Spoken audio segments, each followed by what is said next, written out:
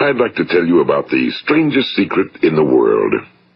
Some years ago, the late Nobel Prize-winning Dr. Albert Schweitzer was being interviewed in London, and a reporter asked him, "Doctor, what's wrong with men today?" And the great doctor was silent a moment, and then he said, "Men simply don't think." It's about this that I want to talk with you. We live today in a golden age. This is an era that man has looked forward to, dreamed of, and worked toward for thousands of years. But since it's here, we pretty well take it for granted. We in America are particularly fortunate to live in the richest land that ever existed on the face of the earth, a land of abundant opportunity for everyone. But do you know what happens? Well, let's take 100 men who start even at the age of 25. Do you have any idea what will happen to those men by the time they're 65? These 100 men who all start even at the age of 25 believe they're going to be successful. If you ask any one of these men if he wanted to be a success, he'd tell you he did. And you'd notice that he was eager toward life, that there was a certain sparkle to his eye, an erectness to his carriage, and life seemed like a pretty interesting adventure to him. But by the time they're 65, 1 will be rich. 4 will be financially independent. 5 will still be working. 54 will be broke. Now think a moment. Out of the 100, only 5 make the grade. Now why do so many fail? What has happened to the sparkle that was there when they were 25? What's become of the dreams, the hopes, the plans? And why is there such a large disparity between what these men intended to do and what they actually accomplished? When we say about 5% achieve success, we have to define success. And here's the best definition I've ever been able to find. Success is the progressive realization of a worthy ideal. If a man is working toward a predetermined goal and knows where he's going, that man is a success. If he's not doing that, he's a failure. Success is the progressive realization of a worthy ideal. Rollo May, the distinguished psychiatrist, wrote a wonderful book called Man's Search for Himself. And in this book he says, the opposite of courage in our society is not cowardice. It is conformity. And there you have the trouble today. It's conformity, people acting like everyone else without knowing why, without knowing where they're going. Now think of it. In America right now, there are over 18 million people 65 years of age and older. And most of them are broke. They're dependent on someone else for life's necessities. Now, we learn to read by the time we're 7. We learn to make a living by the time we're 25. Usually by that time, we're not only making a living, we're supporting a family. And yet by the time we're 65, we haven't learned how to become financially independent in the richest land that has ever been known. Why? We conform. And the trouble is that we're acting like the wrong percentage group, the 95 who don't succeed. Now, why do these people conform? Well, they really don't know. These people believe that their lives are shaped by circumstances, by things that happen to them, by exterior forces. They're outer-directed people.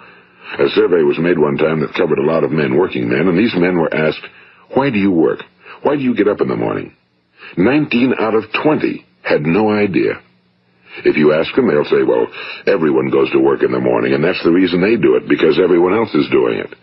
Now let's get back to our definition of success. Who succeeds? The only person who succeeds is the person who is progressively realizing a worthy ideal. He's the person who says, I'm going to become this, and then begins to work toward that goal. I'll tell you who the successful people are. A success is the school teacher who's teaching school because that's what he or she wants to do. The success is the woman who's a wife and mother because she wanted to become a wife and mother and is doing a good job of it. The success is the man who runs the corner gas station because that was his dream. That's what he wanted to do. The success is the successful salesman who wants to become a top-notch salesman and grow and build with his organization. A success is anyone who is doing deliberately a predetermined job because that's what he decided to do deliberately. But only 1 out of 20 does that. That's why today there isn't really any competition unless we make it for ourselves. Instead of competing, all we have to do is create. You know, for 20 years I looked for the key which would determine what would happen to a human being. Was there a key I wanted to know which would make the future a promise that we could foretell to a large extent? Was there a key that would guarantee a person's becoming successful if he only knew about it and knew how to use it? Well, there is such a key, and I've found it. Have you ever wondered why so many men work so hard and honestly without ever achieving anything in particular, and others don't seem to work hard and yet seem to get everything? They seem to have the magic touch. You've heard them say that about someone. Everything he touches turns to gold. And have you ever noticed that a man who becomes successful tends to continue to become successful? And on the other hand, have you noticed how a man who's a failure tends to continue to fail? Well, it's because of goals. Some of us have goals, some don't. People with goals succeed because they know where they're going. It's that simple. Think of a ship leaving a harbor, and think of it with the complete voyage mapped out and planned. The captain and crew know exactly where it's going and how long it'll take. It has a definite goal. Now, 9,999 times out of 10,000, it will get to where it started out to get. Now, let's take another ship, just like the first, only let's not put a crew on it or a captain at the helm. Let's give it no aiming point, no goal, no destination. We just start the engines and let it go. I think you'll agree with me that if it gets out of the harbor at all, it will either sink or wind up on some deserted beach, a derelict. It can't go anyplace because it has no destination and no guidance, and it's the same with a human being. Take the salesman, for example. There's no other person in the world today with the future of a good salesman. Selling is the world's highest paid profession, if we're good at it and if we know where we're going. Every company needs top-notch salesmen, and they reward those men. The sky's the limit for them. But how many can you find? Someone once said the human race is fixed, not to prevent the strong from winning, but to prevent the weak from losing. The American economy today can be likened to a convoy in time of war. The entire economy is slowed down to protect its weakest link, just as the convoy had to go at the speed that would permit its slowest vessel to remain in formation. That's why it's so easy to make a living today. It takes no particular brains or talent to make a living and support a family today. So we have a plateau of so-called security, if that's what a person's looking for. But we do have to decide how high above this plateau we want to aim. Now let's get back to the strangest secret in the world, the story that I wanted to tell you today. Why do men with goals succeed in life and men without them fail? Well, let me tell you something which, if you really understand it, will alter your life immediately. If you understand completely what I'm going to tell you from this moment on, your life will never be the same again. You will suddenly find that good luck just seems to be attracted to you. The things you want just seem to fall in line, and from now on you won't have the problems, the worries, the gnawing lump of anxiety that perhaps you've experienced before. Doubt, fear, well, they'll be things of the past. Here's the key to success and the key to failure. We become what we think about. Now let me say that again. We become what we think about. Throughout all history, the great wise men and teachers, philosophers and prophets have disagreed with one another on many different things. It's only on this one point that they are in complete and unanimous agreement. Listen to what Marcus Aurelius, the great Roman emperor, said. A man's life is what his thoughts make of it. Disraeli said this, everything comes if a man will only wait. I've brought myself by long meditation to the conviction that a human being with a settled purpose must accomplish it, and that nothing can resist a will that will stake even existence for its fulfillment. Ralph Waldo Emerson said this, a man is what he thinks about all day long. William James said, the greatest discovery of my generation is that human beings can alter their lives by altering their attitudes of mind. And he also said, we need only in cold blood act as if the thing in question were real, and it will become infallibly real by growing into such a connection with our life that it will become real. It will become so knit with habit and emotion that our interest in it will be those which characterize belief. And he also said, if you only care enough for a result, you will almost certainly attain it. If you wish to be rich, you will be rich. If you wish to be learned, you will be learned. If you wish to be good, you will be good. Only you must then really wish these things and wish them exclusively, and not wish at the same time 100 other incompatible things just as strongly. In the Bible, you read in Mark 9:23, if thou canst believe, all things are possible to him that believeth. My old friend Dr. Norman Vincent Peale put it this way, this is one of the greatest laws in the universe. Fervently do I wish I had discovered it as a very young man. It dawned upon me much later in life, and I found it to be one of the greatest, if not my greatest discovery outside of my relationship to God. The great law, briefly and simply stated, is that if you think in negative terms, you will get negative results. If you think in positive terms, you will achieve positive results. That is the simple fact, he went on to say, which is at the basis of an astonishing law of prosperity and success. In 3 words, believe and succeed. William Shakespeare put it this way: our doubts are traitors and make us lose the good we oft might win by fearing to attempt. George Bernard Shaw said, people are always blaming their circumstances for what they are. I don't believe in circumstances. The people who get on in this world are the people who get up and look for the circumstances they want, and if they can't find them, make them. Well, it's pretty apparent, isn't it? And every person who discovered this for a while believed that he was the first one to work it out. We become what we think about.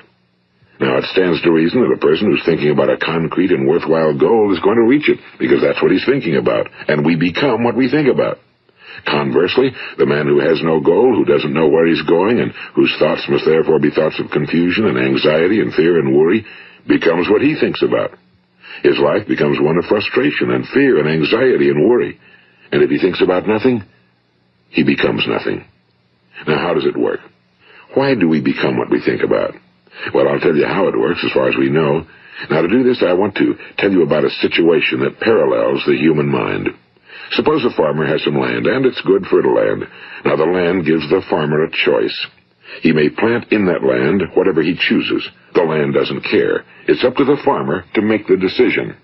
Now, remember, we're comparing the human mind with the land because the mind, like the land, doesn't care what you plant in it. It will return what you plant, but it doesn't care what you plant. Now let's say that the farmer has 2 seeds in his hand. One is a seed of corn, the other is nightshade, a deadly poison. He digs 2 little holes in the earth and he plants both seeds, one corn, the other nightshade. He covers up the holes, waters, and takes care of the land, and what will happen? Invariably the land will return what's planted. As it's written in the Bible, as ye sow, so shall ye reap. Now remember, the land doesn't care. It'll return poison in just as wonderful abundance as it will corn. So up come the 2 plants, one corn, one poison. Now, the human mind is far more fertile, far more incredible and mysterious than the land, but it works the same way. It doesn't care what we plant. Success, failure. A concrete, worthwhile goal, or confusion. Misunderstanding, fear, anxiety, and so on. But what we plant, it must return to us. You see, the human mind is the last great unexplored continent on Earth. It contains riches beyond our wildest dreams. It will return anything we want to plant. Now, you might say, well, if that's true, why don't people use their minds more? Well, I think they figured out an answer to that one, too. Our mind comes as standard equipment at birth. It's free, and things that are given to us for nothing we place little value on. Things that we pay money for, we value. The paradox is that exactly the reverse is true. Everything that's really worthwhile in life came to us free. Our minds, our souls, our bodies, our hopes, our dreams, our ambitions, our intelligence, our love of family and children and friends and country, all these priceless possessions are free. But the things that cost us money are actually very cheap and can be replaced at any time. A good man can be completely wiped out and make another fortune. He can do that several times. Even if our home burns down, we can rebuild it. But the things we got for nothing, we can never replace. The human mind isn't used because we take it for granted. Familiarity breeds contempt. It can do any kind of job we assign to it, but generally speaking, we use it for little jobs instead of big, important ones. Universities have proved that most of us are operating on about 10% or less of our abilities. So decide now, what is it you want? Plant your goal in your mind. It's the most important decision you'll ever make in your entire life. What is it you want? Do you want to be an outstanding salesman? A better worker at your particular job? Do you want to go places in your company? In your community? Do you want to get rich? All you've got to do is plant that seed in your mind, care for it, work steadily toward your goal, and it will become a reality. It not only will, there's no way that it cannot. You see, that's a law, like the laws of Sir Isaac Newton, the laws of gravity. If you get on top of a building and jump off, you'll always go down. You'll never go up, and it's the same with all the other laws of nature. They always work. They're inflexible. Think about your goal in a relaxed, positive way. Picture yourself in your mind's eye as having already achieved this goal. See yourself doing the things you will be doing when you've reached your goal.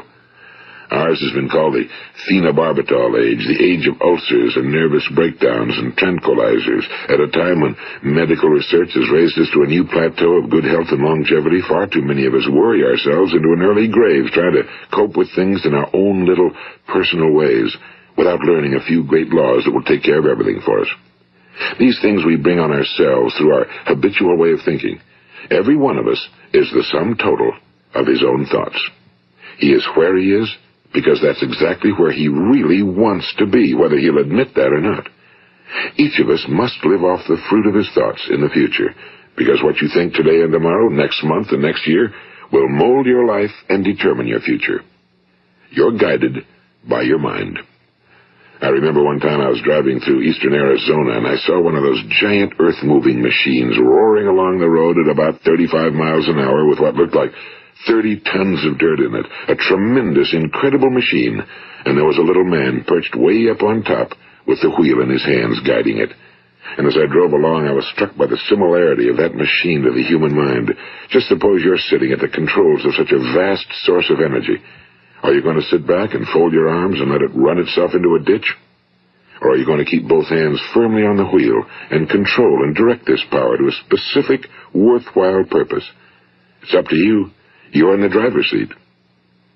You see, the very law that gives us success is a two-edged sword. We must control our thinking. The same rule that can lead a man to a life of success, wealth, happiness, and all the things he ever dreamed of for himself and his family. That very same law can lead him into the gutter. It's all in how he uses it, for good or for bad. This is the strangest secret in the world. Now, why do I say it's strange, and why do I call it a secret? Actually, it isn't a secret at all. It was first promulgated by some of the earliest wise men, and it appears again and again throughout the Bible, but very few people have learned it, understand it. That's why it's strange, and why for some equally strange reason it virtually remains a secret. I believe that you could go out and walk down the main street of your town and ask one man after another what the secret of success is, and you probably wouldn't run into one man in a month who could tell you. Now, this information is enormously valuable to us if we really understand it and apply it. It's valuable to us not only for our own lives, but the lives of those around us, our families, employees, associates, and friends. Life should be an exciting adventure. It should never be a bore. A man should live fully, be alive. He should be glad to get out of bed in the morning. He should be doing a job he likes to do because he does it well. One time I heard Grove Patterson, the great late editor-in-chief of the Toledo Daily Blade, make a speech, and as he concluded his speech, he said something I've never forgotten. He said, "My years in the newspaper business have convinced me of several things. Among them, that people are basically good, and that we came from someplace, and we're going someplace. So we should make our time here an exciting adventure. The architect of the universe didn't build a stairway leading nowhere." And the greatest teacher of all, the carpenter from the plains of Galilee, gave us the secret time and time again. As ye believe, so shall it be done unto you. I've explained the strangest secret in the world and how it works. Now, on this side, I want to explain how you can prove to yourself the enormous returns possible in your own life by putting this secret to a practical test. I want you to make a test that will last 30 days. It isn't going to be easy, but if you'll give it a good try, it will completely change your life for the better. Now, back in the 17th century, Sir Isaac Newton, the English mathematician and natural philosopher, gave us some natural laws of physics which apply as much to human beings as they do to the movement of bodies in the universe. And one of these laws is that for every action, there is an equal and opposite reaction. Simply stated, as it applies to you and me, it means we can achieve nothing without paying the price. The results of your 30-day experiment will be in direct proportion to the effort you put forth. To be a doctor, you must pay the price of long years of difficult study. To be successful in selling, and remember that each of us succeeds to the extent of his ability to sell. Selling our families on our ideas, selling education in schools, selling our children on the advantages of living the good and honest life, selling our associates and employees on the importance of being exceptional people. To, of course, the profession of selling itself. But to be successful in selling our way to the good life, we must be willing to pay the price. Now, what is that price? Well, it's many things. First, it's understanding emotionally, as well as intellectually, that we literally become what we think about, that we must control our thoughts if we're to control our lives. It's understanding fully that as ye sow, so shall ye reap. Second, it's cutting away all fetters from the mind and permitting it to soar as it was divinely designed to do. It's the realization that your limitations are self-imposed and that the opportunities for you today are enormous beyond belief. It's rising above narrow-minded pettiness and prejudice. And third, it's using all your courage to force yourself to think positively on your own problem, to set a definite and clearly defined goal for yourself, to let your marvelous mind think about your goal from all possible angles, to let your imagination speculate freely upon many different possible solutions, to refuse to believe that there are any circumstances sufficiently strong to defeat you in the accomplishment of your purpose, to act promptly and decisively when your course is clear, and to keep constantly aware of the fact that you are, at this moment, standing in the middle of your own acres of diamonds, as Russell Conwell used to point out. And fourth, save at least 10% of every dollar you earn. It's also remembering that no matter what your present job, it has enormous possibilities, if you're willing to pay the price. Now let's just go over the important points in the price each of us must pay to achieve the wonderful life that can be ours. It is, of course, worth any price. 1. You will become what you think about. 2. Remember the word imagination and let your mind begin to soar. 3. Courage. Concentrate on your goal every day. 4. Save 10% of what you earn. And 5. Action. Ideas are worthless unless we act on them. Now, I'll try to outline the 30-day test I want you to make. Keep in mind that you have nothing to lose by making this test and everything you could possibly want to gain. There are two things that may be said of everyone. Each of us wants something, and each of us is afraid of something. I want you to write on a card what it is you want more than anything else. It may be more money. Perhaps you'd like to double your income or make a specific amount of money. It may be a beautiful home. It may be success at your job. It may be a particular position in life. It could be a more harmonious family. Each of us wants something. Now write down on your card specifically what it is you want. Make sure it's a single goal and clearly defined. You needn't show it to anyone, but carry it with you so that you can look at it several times a day. Think about it in a cheerful, relaxed, positive way each morning when you get up, and immediately you have something to work for, something to get out of bed for, something to live for. Look at it every chance you get during the day and just before going to bed at night. And as you look at it, remember that you must become what you think about, and since you're thinking about your goal, you realize that soon it will be yours. In fact, it's yours really the moment you write it down and begin to think about it. Look at the abundance all around you as you go about your daily business. You have as much right to this abundance as any other living creature. It's yours for the asking. Now we come to the difficult part. Difficult because it means the formation of what is probably a brand new habit, and new habits are not easily formed. Once formed, however, it will follow you for the rest of your life. Stop thinking about what it is you fear. Each time a fearful or negative thought comes into your consciousness, replace it with a mental picture of your positive and worthwhile goal. And there will come times when you'll feel like giving up. It's easier for a human being to think negatively than positively. That's why only 5% are successful. You must begin now to place yourself in that group. For 30 days, you must take control of your mind. It will think about only what you permit it to think about. Each day for this 30-day test, do more than you have to do. In addition to maintaining a cheerful, positive outlook, give of yourself more than you've ever done before. Do this knowing that your returns in life must be in direct proportion to what you give. The moment you decide on a goal to work toward, you're immediately a successful person. You are then in that rare and successful category of people who know where they're going. Out of every 100 people, you belong to the top 5. Don't concern yourself too much with how you're going to achieve your goal. Leave that completely to a power greater than yourself. All you have to do is know where you're going. The answers will come to you of their own accord and at the right time. Remember these words from the Sermon on the Mount, and remember them well. Keep them constantly before you this month of your test. Ask, and it shall be given you. Seek, and ye shall find. Knock, and it shall be opened unto you. For every one that asketh receiveth, and he that seeketh findeth, and to him that knocketh it shall be opened. It's as marvelous and as simple as that. In fact, it's so simple that in our seemingly complicated world, it's difficult for an adult to understand that all he needs is a purpose and faith. For 30 days, do your very best. If you're a salesman, go at it as you've never done before, not in a hectic fashion, but with the calm, cheerful assurance that time well spent will give you the abundance in return you deserve and want. If you're a homemaker, devote your 30-day test to completely giving of yourself without thinking about receiving anything in return, and you'll be amazed at the difference it makes in your life. No matter what your job, do it as you've never done it before for 30 days. And if you've kept your goal before you every day, you'll wonder and marvel at this new life you've found. Dorothea Brand, the outstanding editor and writer, discovered it for herself and tells about it in her fine book, Wake Up and Live. Her entire philosophy is reduced to the words, act as though it were impossible to fail. She made her own test with sincerity and faith, and her entire life was changed to one of overwhelming success. Now, you make your test for 30 full days. Don't start your test until you've made up your mind to stick with it. You see, by being persistent, you're demonstrating faith. Persistence is simply another word for faith. If you didn't have faith, you'd never persist.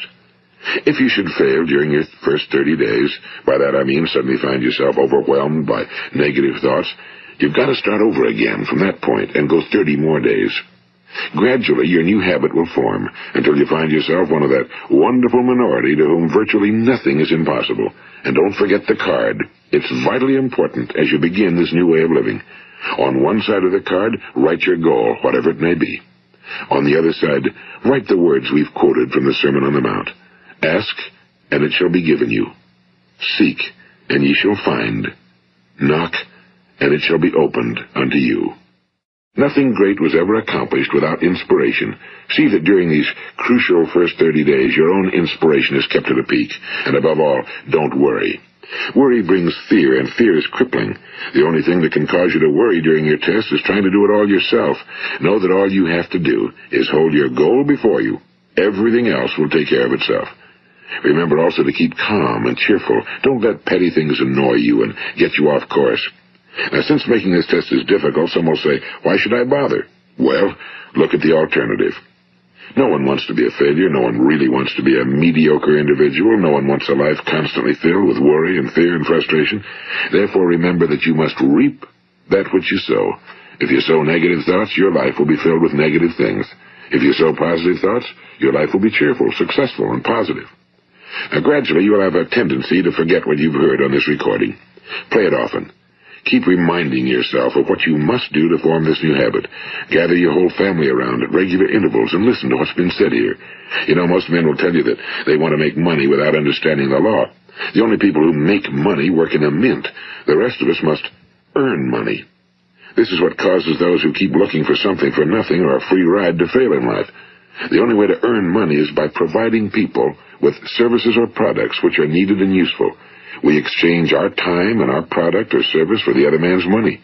Therefore, the law is that our financial return will be in direct proportion to our service. Now, success is not the result of making money.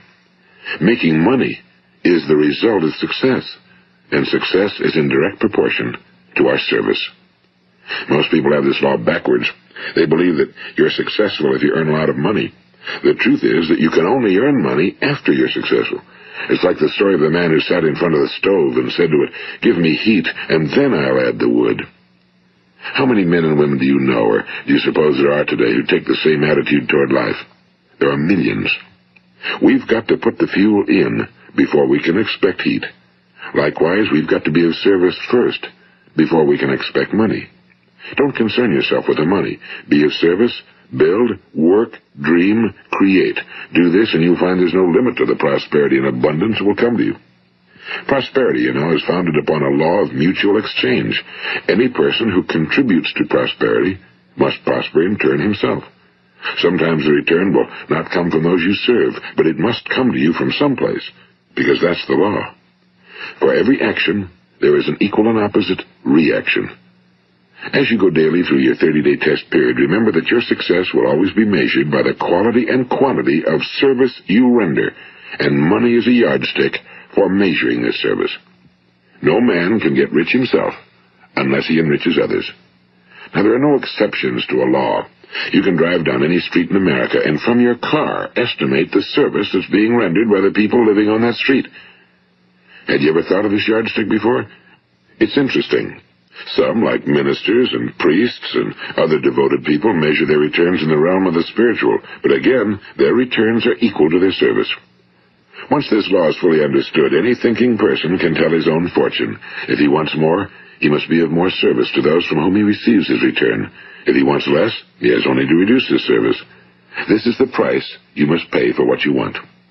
If you believe you can enrich yourself by deluding others, you can end only by deluding yourself. It may take some time, but just as surely as you breathe, you'll get back what you put out. Don't ever make the mistake of thinking you can avert this. It's impossible. The prisons and the streets where the lonely walk are filled with people who tried to make new laws just for themselves.